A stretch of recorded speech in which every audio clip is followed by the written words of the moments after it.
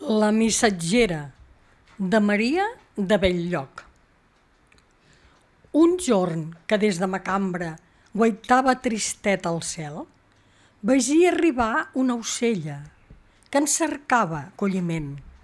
Darrere d'ella venien com a follets, los nins d'aquelles masies corrents detràs de l'ocell, més ficant-se en ma cambra dels nins fugir-ne pogué. I a la nit, mig adormida, sentí piular a l'ocell i matí de matinada vaig sentir-lo piular més.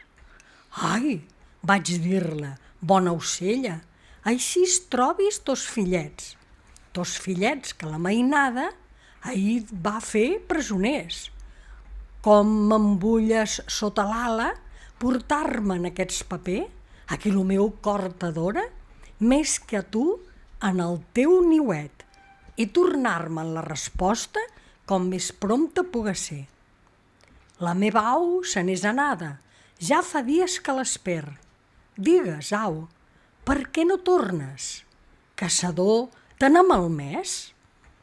O pot ser resposta trista, no has volgut que sapigués?